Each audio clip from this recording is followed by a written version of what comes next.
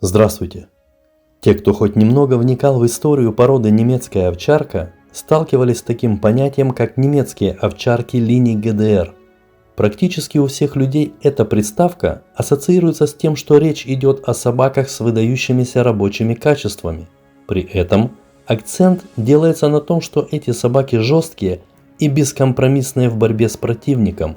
Сейчас на экране вы видите кадры, на которых запечатлена работа немецких овчарок ГДРовского типа. Эти кадры возвращают нас на выставки служебного собаководства 1970-80-х годов. Этот период можно бесспорно считать апогеем популярности немецких овчарок из Восточной Германии. Благодаря таким мероприятиям в памяти любителей собак той эпохи ГДРовцы остались быстрыми, дерзкими и эффектными, и для многих символизируют лучших служебных собак. Эта точка зрения подогревается информацией от разного рода экспертов, которые пишут свои мемуары и утверждают, что линии ГДР – это апогей рабочих собак в породе немецкая овчарка. Но, как говорится, бумага выдержит все. И не зря существует поговорка «лучше один раз увидеть, чем 100 раз услышать». Поэтому тем, кто смотрит это видео, я предлагаю заглянуть за кулисы явления под названием немецкие овчарки линий ГДР и убедиться воочию, действительно ли были так хороши эти собаки. Итак, для начала давайте разберемся, о каких собаках идут разговоры в мире кинологии, когда к названию породы немецкая овчарка добавляется приставка линии ГДР.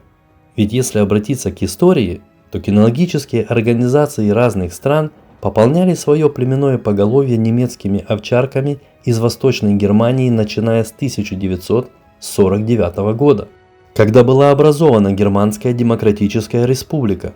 В частности, клубы служебного собаководства Советского Союза к моменту объединения в системе ДОСААФ в 1951 году уже имели в племенной базе немецких овчарок, завезенных из ГДР. Но в СССР эти собаки были переименованы в восточноевропейскую овчарку. Приставка линии ГДР в Советском Союзе вошла в обиход в начале 1970-х годов. При этом под формулировку ГДРовцы попали не только собаки, завезенные из Восточной Германии, но и их потомки, рожденные в системе служебного собаководства СССР. И это даже несмотря на то, что практически все из них несли в себе крови племенных собак разведения ДОСААФ. И дело вот в чем. Массовый ввоз немецких овчарок из ГДР начался в начале 1970-х годов. Его причиной стала программа, предложенная кинологами Степановым и Орловской. Ее целью была борьба с крипторхизмом, беззубостью и другими заболеваниями восточноевропейских овчарок, а также переход на европейский тип немецкой овчарки и возвращение этой породе ее истинного названия. Из ГДР в СССР привозили преимущественно кобелей. Суки приезжали крайне редко и не сыграли никакой роли в племенной программе, которая по задумке Степанова и Орловской работала следующим образом. Кобелей, завезенных из ГДР, вязали с суками разведения ДОСААФ.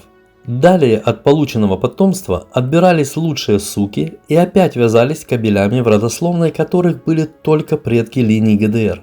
И этот принцип соблюдался от поколения к поколению. Таким образом, наличие в родословной предков разведения ДОСААФ уменьшалось с каждым поколением. Поэтому и неудивительно, что всех собак, рожденных по этой программе, называли ГДРовцами. В то время практически в каждом городе Советского Союза были свои знаменитые производители, завезенные из ГДР. В Москве был Азан фон Хаус-Визель, в Казани Арков фон Розеншток, в Запорожье Инга фон Зоненхюгель, в Донецке Амар фон Аугуста Варте, в Днепропетровске Хаук фон Трафальга и Фокс фон Цвайштайнен, в Нижнем Новгороде Бак фон Грефенталь. И этот список можно продолжать очень долго. Все знаменитые производители из ГДР принимали участие на главных выставках Советского Союза, которые в то время, как правило, проводились в городе Днепропетровск. И очень важным является то, что воспоминания об этих собаках остались не просто на бумаге, а сохранились в многочисленных видеоматериалах. Благодаря этому мы можем посмотреть и внешний вид этих собак, и их внутреннее состояние, в особенности во время прохождения испытаний для допуска в племенное разведение. Это уникальная возможность, благодаря которой можно дать объективную оценку всем основным племенным производителям линий ГДР, которые сформировали в Советском Союзе ту многочисленную ветку в породе немецкая овчарка, которую принято называть ГДРовцы. Говоря о рабочих качествах немецких овчарок линий ГДР, стоит сказать, что они прекрасно вписались в соревновательную программу по военизированному многоборью и просто блистали на стадионах, приводя в восторг многочисленных зрителей. Также они качественно работали по следу, поиску взрывчатых и наркотических веществ, но не из-за всего этого так много разговоров на эту тему. Прежде всего, ГДРовцы у большинства людей ассоциируются с выдающимися качествами, позволяющими нести службу по охране и защите. И давая характеристику немецким овчаркам линий ГДР, я буду делать акцент именно на этом аспекте. Необходимо понимать, что в племенном разведении, кроме собственных характеристик производителя, учитывается и то, какое он дает потомство. И благодаря видеоархивам, оставленных кинологами той эпохи, мы можем посмотреть на потомков всех знаменитых кобелей, завезенных из ГДР. Мы можем оценить потомков Амара фон Аугуста Варте, который 3 года подряд признавался лучшим производителем СССР и использовался в племенном разведении практически каждого клуба Советского Союза. Он оставил самый большой след в племенной работе. Его можно найти даже в родословных современных восточноевропейских овчарок. А это уже потомки не менее знаменитого кобеля из Восточной Германии, Инга фон Зонненхюгеля, которого считали одним из лучших по рабочим качествам. А это потомство Хауга фон Трафальга и других племенных кобелей. Благодаря анализу работы этого потомства можно понять, в какую сторону менялись рабочие качества собак от поколения к поколению, после того, как у них стали преобладать крови немецких овчарок линий ГДР. Я умышленно говорю о потомстве импортированных из ГДР племенных кобелей, потому что хочу сконцентрировать ваше внимание на самой важной детали, которая и повлияла на то, что в памяти любителей собак той эпохи сложилось мнение о непревзойденных рабочих качествах немецких овчарок линий ГДР. На этих кадрах я работаю с собакой, которая несла в себе крови 2 ГДРовских кобелей – Амара фон Аугуста Варте и Инго фон Зонненхюгеля, которые в свою очередь признавались одними из лучших в охране и защите. Это очень жесткая собака. Она прошла всевозможные тесты, чтобы подтвердить соответствие статусу племенной. И многочисленные видео с ее работой подтверждают, что такое качество, как твердость характера, у этой собаки просто зашкаливает. И такой особенностью отличались многие потомки Амара и Инго. Но знаете, что самое интересное? Ни Амар, ни Инга к этому не имели никакого отношения. С точки зрения рабочих качеств, они были обычными среднестатистическими кобелями и не обладали выдающимися рабочими качествами. И мало того, они даже и близко не дотягивали до уровня работы своих же потомков. А весь секрет того, что от этих 2 кобелей рождалось много собак с выдающимися рабочими качествами, заключается в том, что с ними вязали сук из племенной базы ДОСААФ. В свою очередь, эти суки в таком показателе, как твердость характера, были на несколько порядков выше и Амара, и Инга. При этом все остальные кобели, завезенные из ГДР, были уровнем еще ниже, чем эти 2 кобеля. Давайте посмотрим, как ведут себя все эти пресловутые производители ГДРовских линий, проходя проверку на твердость характера. Наблюдая за происходящим на экране, вы должны понимать, что на этих кадрах запечатлена главная выставка СССР, и проверку проходят все лучшие представители ГДРовских линий, родословная которых до отказа заполнена чемпионами Восточной Германии. Ответьте сами себе на вопрос, соответствует эта работа уровню собак с выдающимися рабочими качествами? Именно эта выставка была еще интересна тем, что на ней выступали и первые представители западногерманского типа собак. И искушенные зрители могли убедиться, что это также очень мягкие собаки. Выше упомянутых Амара, Инга, ну и еще парочку кобелей из ГДР можно было допустить в племенную работу. И то, скрипя душой. И при этом не ставить под них лучших сук ДОСААФа. А вот остальную плеяду чемпионов ГДРовских линий нужно было гнать метлой из племенного разведения, потому что это был сплошной брак. Мягкие перепуганные собаки, которые от малейшего взмаха руки убегали от фигуранта. Правда заключается в том, что использование кобелей из ГДР в племенном разведении это было преступлением по отношению к маточному поголовью ДОСААФ. Потому что когда идет подбор племенных пар, то кобель по всем параметрам должен соответствовать стандарту и быть способным улучшить у потомства те качества, которые недостаточно выражены у суки. Но знаменитые производители из ГДР только ухудшали рабочие качества своего потомства. Они не могли дать ярко выраженной злобы и твердости характера должного уровня. У них просто не было этих качеств. С точки зрения стандарта породы, все эти кобели были откровенным браком. И этот факт, запечатленный на видео, где немецких овчарок ГДРовских линий тестируют на твердость характера, является самой большой тайной разного рода специалистов, которые под вывеской «немецкие овчарки линий ГДР» занимаются коммерческой деятельностью.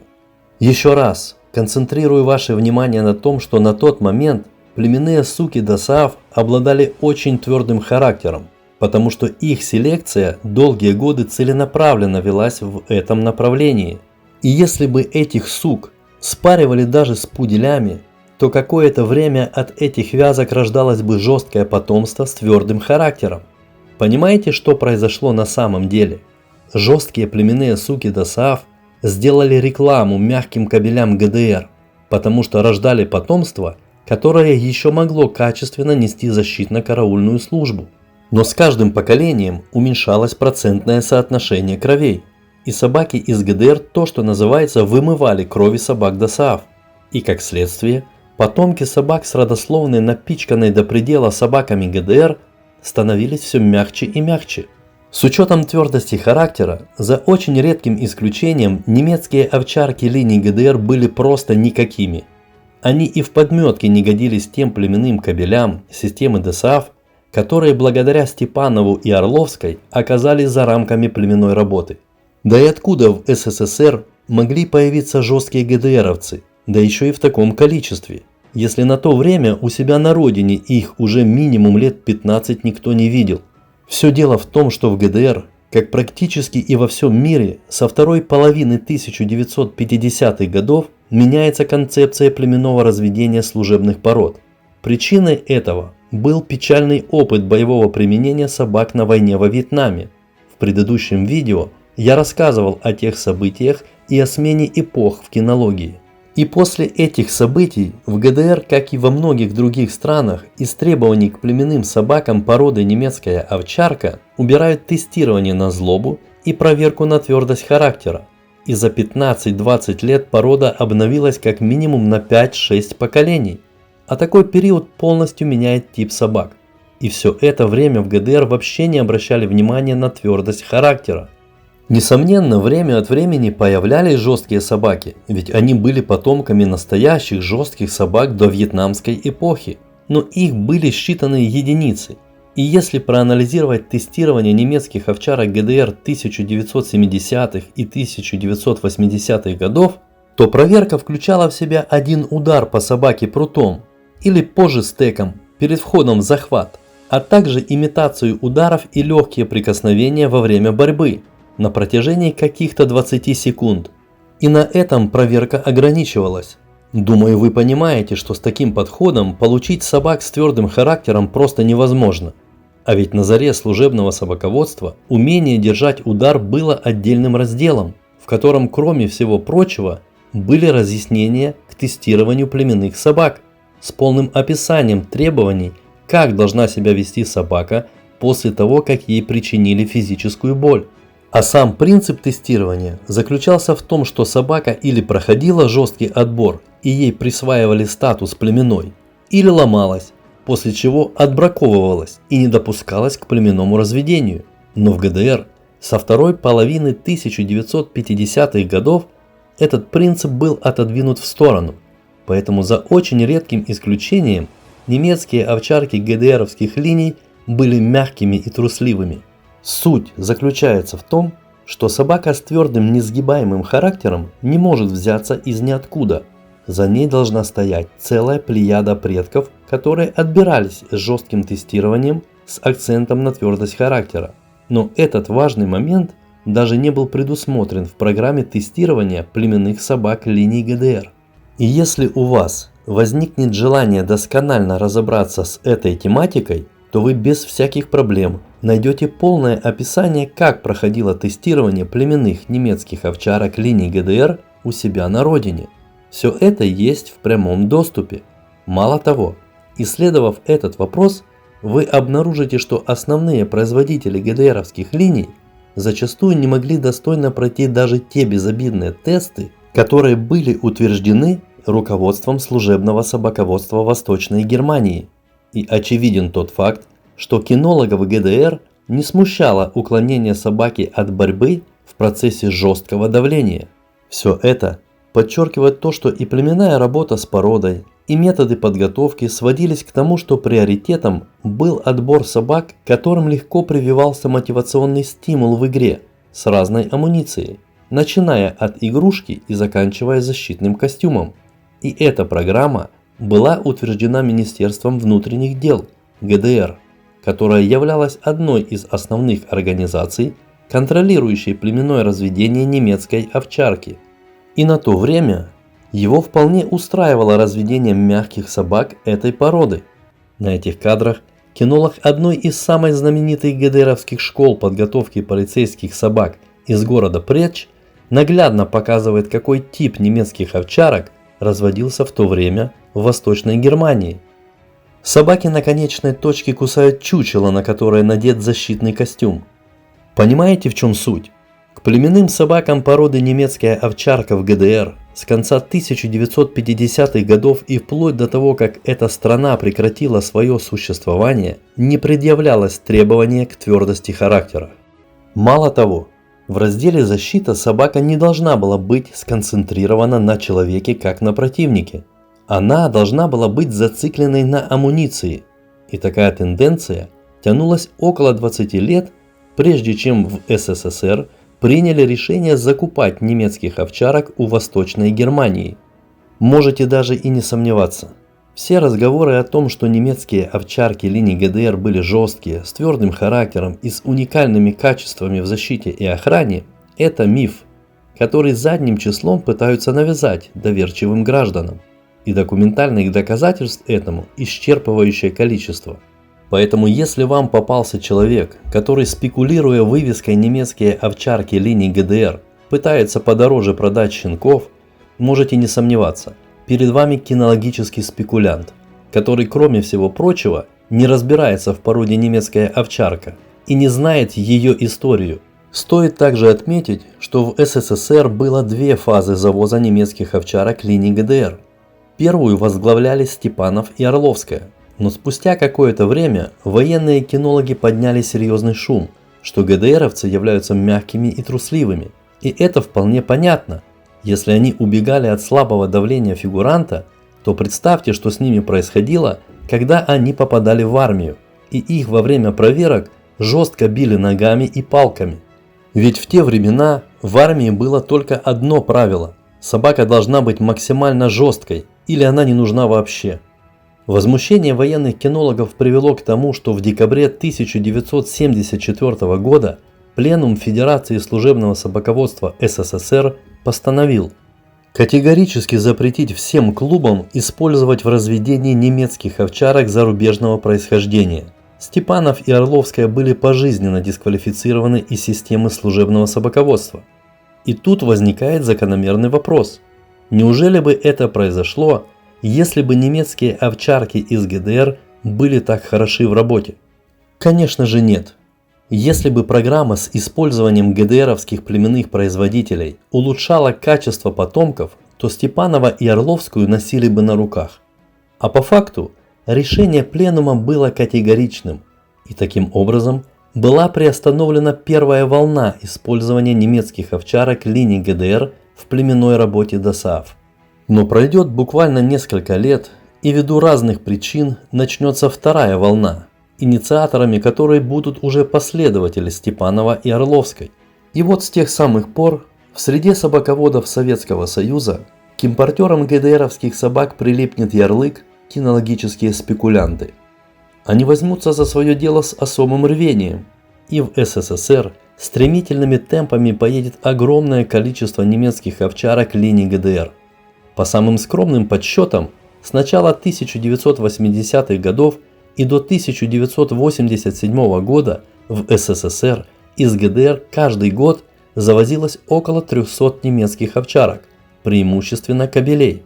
А с учетом того, что практически каждого везли с коммерческой целью, то для них искали возможность участия в племенной работе. Представляете, в какую ситуацию попало маточное поголовье ДОСААФ? Можете даже и не сомневаться, если в те времена встречались немецкие овчарки ГДРовского типа, обладающие ярко выраженной злобой и твердым характером, то это были собаки, которые по материнской линии несли в себе крови собак ДОСААФ, которых называли восточноевропейскими овчарками. Именно благодаря восточникам и рождались жесткие потомки. Внешне они с каждым поколением все больше обретали ГДРовский тип, поэтому их всех и называли ГДРовцы. И именно этот момент и ввел в заблуждение людей, не разбирающихся в тонкостях истории служебного собаководства, и убедил их в том, что немецкие овчарки линий ГДР – это особая каста рабочих собак, хотя на самом деле представители чистого разведения ГДР были просто никакими, а благодаря сукам из маточного поголовья ДОСААФ их представили в новом свете. Такая же тенденция наблюдалась и с собаками из Чехословакии. В твердости характера они были таким же браком. При этом родословная этих собак была переполнена немецкими овчарками линий ГДР, что являлось серьезной рекламой в те времена. Но очень скоро вся эта эйфория с ГДРовскими линиями приобрела неожиданный поворот. В 1986 году на главной выставке ГДР побеждает кобель западно-германского типа Ольф фон Фюрштендам. Впоследствии он побеждает и в 1987 и в 1988 годах. Это был переломный момент, после которого немецкие овчарки ГДРовского типа перестают быть востребованными даже на своей родине. Ими занимаются считанные единицы, фанаты этих собак. И все новаторы Советского Союза, которые кричали, что немцы ГДРовского типа это лучшие из лучших, откажутся от своей же идеи. Они быстро переобуются и скажут, что все это не то. Нужно переходить на так называемых собак шоу разведения ФРГ. Понимаете, что произошло? Эти деятели испортили всю племенную базу ДОСААФа, толкнули ее в пропасть, а потом всех своих последователей с их ГДРовцами кинули на произвол судьбы и сказали: нам эти собаки больше не интересны. И начали завозить такой же откровенный брак по рабочим качествам, но теперь уже западно-германского типа. И как следствие, ГДРовцев с призовых мест на выставках и из племенного разведения выдавили представители нового типа немецких овчарок. И уверяю вас, это была еще более печальная история в уничтожении породы немецкая овчарка. В преддверии распада СССР время от времени еще встречались настоящие немецкие овчарки, злобные и жесткие, но их дисквалифицировали за малейшее проявление злобы в сторону судьи или других участников выставки. Настоящие ценители породы немецкая овчарка с грустью смотрели на эту тенденцию, как на этих кадрах, где судья дисквалифицирует злобную собаку. Также стоит отметить, что в наше время молодое поколение кинологов с недоверием воспринимают информацию, что настоящая немецкая овчарка осознанно работает в человека, а не в амуницию. И все потому, что сейчас собаки такого типа огромная редкость. Но даже в конце 1980-х годов такие немецкие овчарки еще встречались на выставках. На этих кадрах вы видите, как собака при малейшей возможности бросает рукав и атакует человека.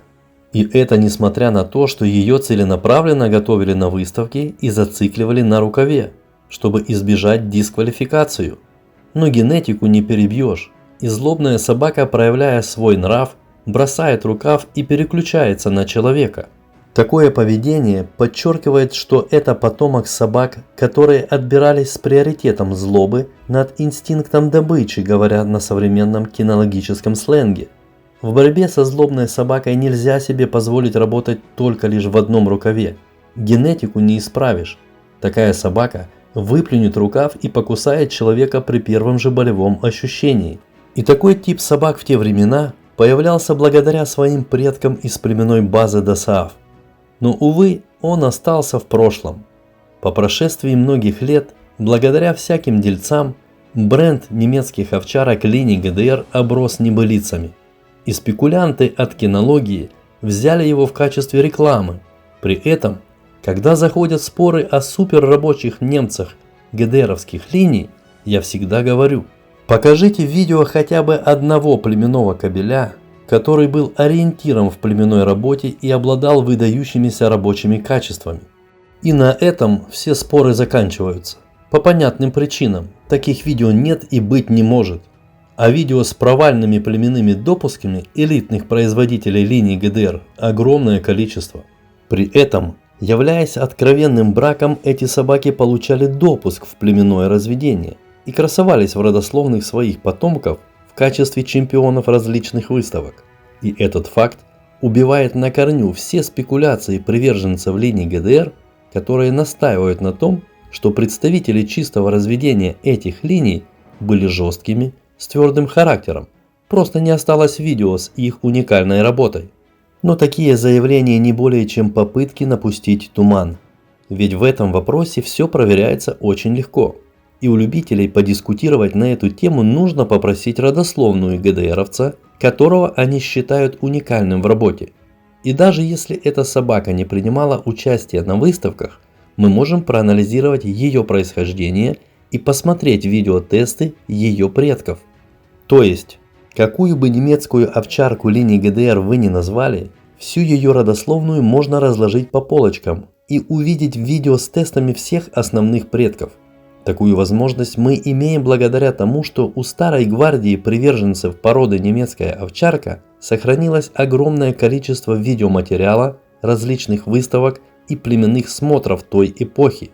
На них каждое выступление комментируется за кадром и указывается кличка собаки.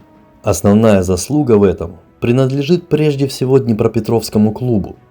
И еще один очень важный момент. В СССР приехали не просто немецкие овчарки линии ГДР, а лучшие представители этого направления и их чемпионы. Ввиду того, что на своей родине им не нашлось места. Так их судьбой распорядилась история. Все утверждения в этом видео не какое-то личное мнение автора, исходя из личных предпочтений, а выводы, которые сделает любой человек, хоть немного разбирающийся в кинологии, если проанализирует племенную программу линий ГДР и видеоархив тех времен. После этого вывод будет однозначным. Если и были ГДРовцы с жестким характером, то это было исключение из правил, а не результат целенаправленной селекции. А такие случаи не подчеркивают оценки популяции в целом. Конечно, собаки не виноваты в том, что кинологические спекулянты задним числом разнесли миф о жесткости и твердости характера немецких овчарок линии ГДР. Ту работу, для которой они были созданы, они выполняли на все 100%. Подводя черту всему вышесказанному, нужно отметить, что после 1950-х годов самые жесткие немецкие овчарки были в системе Дасааф, которая была последним пристанищем, где велась племенная работа, соответствующая каждому пункту стандарта породы. И это в первую очередь подтверждали и сами кинологи полиции ГДР, отмечая, что они утратили настоящую немецкую овчарку, и что единственной страной, где ее еще можно найти, является СССР. Поэтому без всяких сомнений нужно отметить, что когда Степанов, Орловская, а также их последователи воплощали в жизнь свою программу по спасению породы немецкая овчарка, они совершили очень большую ошибку. Потому что для возрождения настоящей немецкой овчарки нужно было вести собак не в СССР из ГДР, а наоборот, нужно было в ГДР из Советского Союза вести собак, которых называли восточноевропейская овчарка. И в таком случае порода немецкая овчарка сохранилась бы в ее первозданном виде. С вами был Петручок Владимир. Всего вам доброго. До новых встреч!